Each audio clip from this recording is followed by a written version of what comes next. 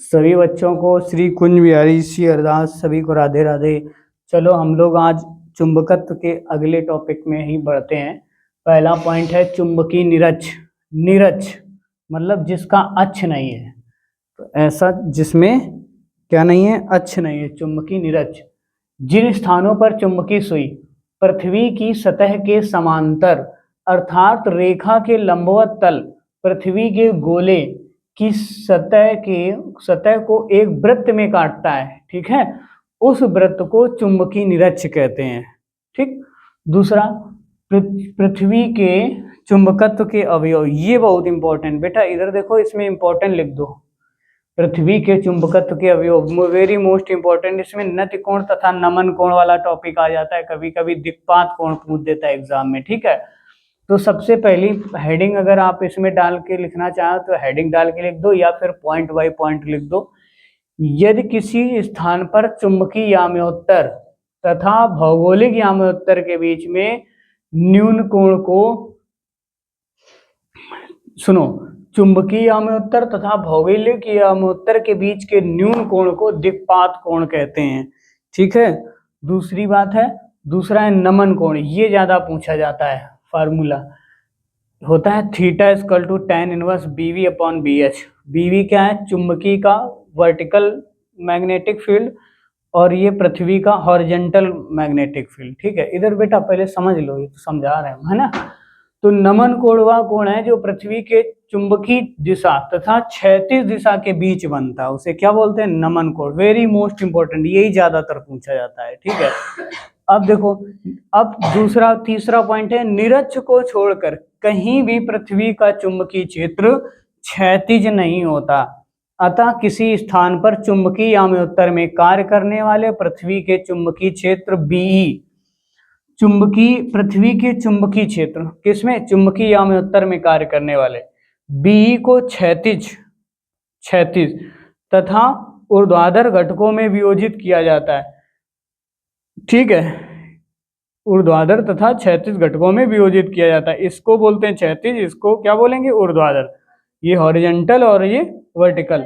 इसे प्रदर्शित करने के लिए क्रमशः BH B बेस में है, सरफेक्स में, है ना, capital B suffix capital H तथा capital B suffix capital V से प्रदर्शित करते हैं। तो BH equal to BE cos theta, ठीक है। E क्या है, चुंबकीय क्षेत्र की तीव्रता, ठीक।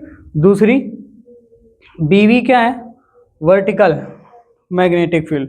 BE क्या है, चुंबकीय क्षेत्र की तीव्रता, तो BE sin थीटा। अब संपूर्ण चुंबकीय क्षेत्र की तीव्रता अगर निकालेंगे तो BE equal to under root BH square plus BV square. अब इनके बीच का अगर नति कोण देखे जाए, थीटा देखा जाए, तो देखो सीधे इसको समीकरण सेकंड मानो, इसको समीकरण फर्स्ट मानो, इसको इससे भाग दे दो, अभी यही आ जाएगा, ठीक है।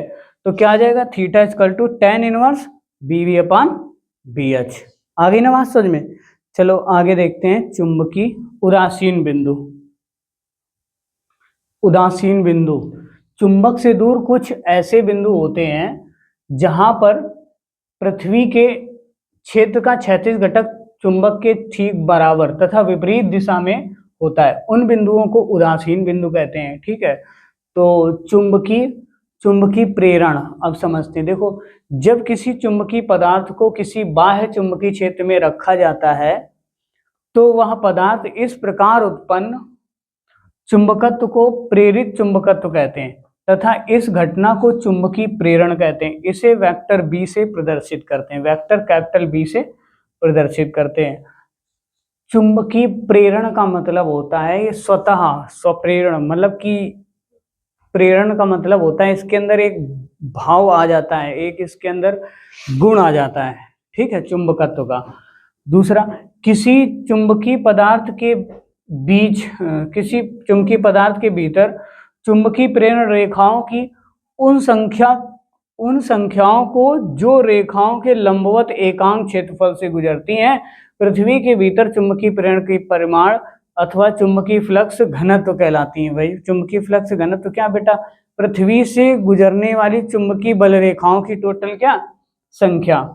फिर इसका मात्रक क्या होगा, चुंबकीय प्रेरण का एसआई मात्रक होगा वेबर प्रति मीटर स्क्वायर तथा न्यूटन प्रति एम्पियर मीटर, ठीक है, या फिर इसे टेस्ला भी हो मतलब कह सकते हैं। और इसका सीजीएस मात्रक इसका क्या होता है, गॉस। चुंबकन तीव्रता क्या है, किसी चुंबकित पदार्थ को चुंबकन तीव्रता किसी चुंबकित पदार्थ की चुंबकनशीलता यह दिखाती है वह पदार्थ किस सीमा तक चुंबकित हो सकता है तथा चुंबकन तीव्रता चुंबकित पदार्थ के एकांक आयतन के चुंबकीय आघूर्ण से परिभाषित होती है। यह एक अदिश राशि है, इसे वेक्टर यह एक सदिश राशि है, इसे वेक्टर आई से प्रदर्शित करते हैं। Vector I equal to capital M upon V. इसका एसआई मात्रक क्या होता है, एम्पियर प्रति मीटर भैया, है ना। दूसरी बात है चुंबकीय तीव्रता कैपिटल एच बराबर, जब कोई पदार्थ किसी बाह्य चुंबकीय क्षेत्र में रखा जाता है तो वह चुंबकित हो जाता है। चुंबकित पदार्थ के भीतर वास्तविक चुंबकीय क्षेत्र बाह्य चुंबकीय क्षेत्र तथा पदार्थ के चुंबकन के कारण उत्पन्न चुंबकीय क्षेत्र के योग के बराबर होता है। कैपिटल एच बराबर capital B upon mu not in minus I not I, और म्यू नॉट क्या है, निर्वात की चुंबकशीलता, ठीक है, ये याद रखना है ये वाला पॉइंट। चुंबकीय तीव्रता वेक्टर एच का मात्रक एम्पियर प्रति मीटर है और इसको सीजीएस पद्धति में ऑस्टेड बोलते हैं। इसे क्या बोलते हैं, ऑस्टेड, ठीक है। आगे चुंबकशीलता क्या होती है, म्यू इक्वल टू चुंबकित पदार्थ के भीतर उत्पन्न चुंबकीय प्रेरण B तथा चुंबकन क्षेत्र की चुंबकीय तीव्रता H के अनुपात को उस पदार्थ की चुंबकशीलता बोलते हैं।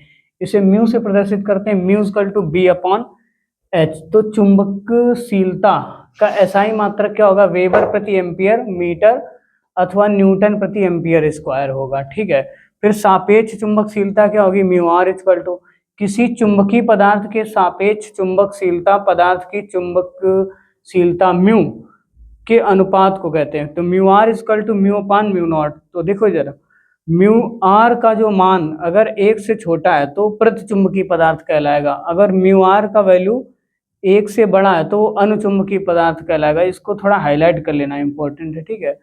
और म्यू नॉट जो म्यू आर का वैल्यू है इससे 1 से बड़ा है तो इसे क्या बोलेंगे, 1 से काफी बड़ा है तो उसे क्या बोलेंगे, लो चुंबकीय पदार्थ, ठीक है। तो आगे किसी पदार्थ की सापेक्ष चुंबकशीलता चुंबकीय क्षेत्र में रखने पर पदार्थ के भीतर चुंबकीय फ्लक्स घनत्व B तथा उसी क्षेत्र में निर्वात में फ्लक्स घनत्व B के अनुपात को कहते हैं। Mu R equal to B upon B naught, ठीक है। आगे देखो चुंबकीय सुग्राहिता। चुंबकीय सुग्राहिता एवं प्रवृत्ति, काई ये बना, इसे काई बोलते हैं, काई बेसियम, लिख लिया। किसी पदार्थ में उत्पन्न चुंबकन तीव्रता I तथा उसे उत्पन्न करने वाले चुंबकन क्षेत्र की तीव्रता H के अनुपात को चुंबकीय सुग्राहिता कहते हैं। इसे काई M से प्रदर्शित करते हैं। Chi M equal to I upon H। अब आ जाओ, अगला है क्यूरी का नियम, ये भी इंपॉर्टेंट है तुम्हारा। तो सन 1895 में क्यूरी ने प्रायोगिक रूप से यह पता लगाया कि अनुचुंबकीय पदार्थ को चुंबकन तीव्रता I तथा चुंबकन क्षेत्र की तीव्रता H के अनुक्रमानुपाती तथा केल्विन ताप T के व्युत्क्रमानुपाती होती है। I equal to C H upon T से इसे प्रदर्शित करते हैं, ठीक है। तो इसे बोलते हैं क्या, क्यूरी का नियम। अब इसके बाद में जो ये आपकी स्क्रीन पे अभी थोड़ी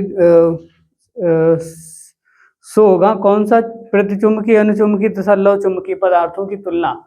इसको आप बहुत ही ज्यादा इंपॉर्टेंट है, इसको आप पूरा सा वीडियो पुश करके इसको नोट कर लो और ये बहुत इंपॉर्टेंट है, इसको अच्छे से तैयार कर लो, ठीक है। तो फिर मिलते हैं अगले चैप्टर में। ये हो गया आपका यूनिट पूरा। सभी को राधे राधे।